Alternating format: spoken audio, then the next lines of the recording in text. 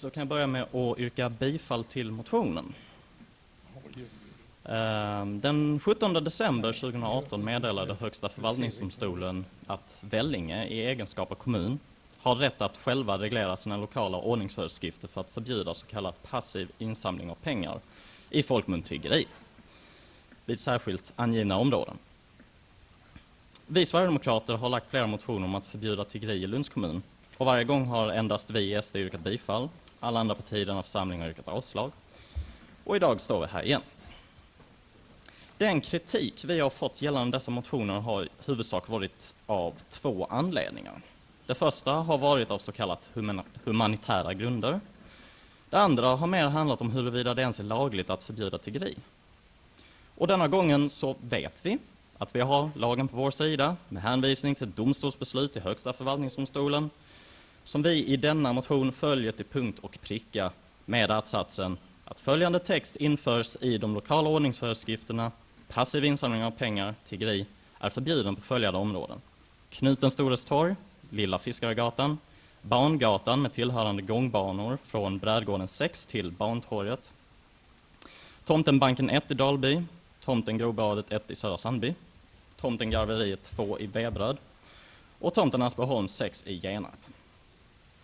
Och eftersom frågan om laglighet därmed är avklarad så kan vi lägga mer fokus på det som kallas för humanitära grunder.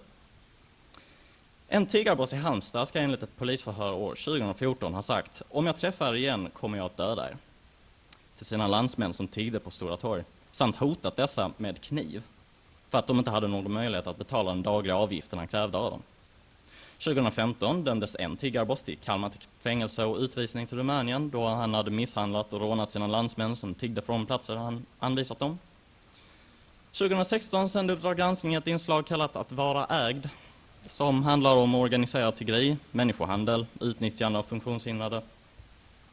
På morgonen körs dessa livägna ut av en boss, sätts för att tigga och sedan på kvällen så körs de tillbaka igen. 2017 sände norska Brännpunkt Lyckelandet ett liknande inslag om människor som tvingas till att tigga och prostituera sig. Vid sidan av detta säljs droger.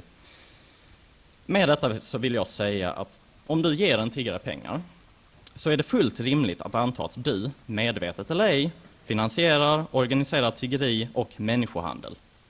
Det hjälper inte ens att fråga tiggaren om varför denna tigger. Du kan inte förvänta dig ett ärligt svar, för hur vet du att denna inte är hotad till livet? Därav vikten av att kommuner sköter utbetalningar av försörjningsstöd, som inte bara har fördelen med att veta mer om vilka personerna är, utan även skonar människor från en rena förnedring som följer av att öppet inför alla människor tigga efter skammel.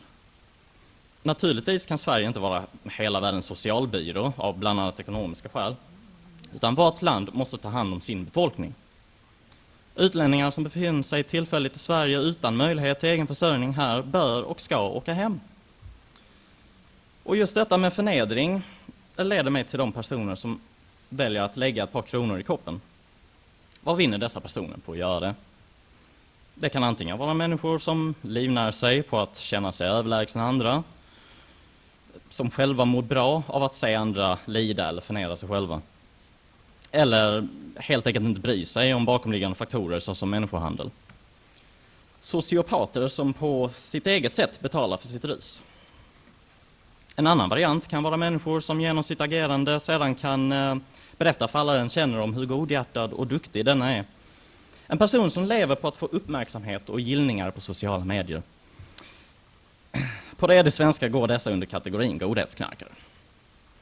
En tredje kategori som för mig personligen är den mest fruktansvärda är de människor som ger pengar för att skydda sig själva mot anklagelser om exempelvis rasism.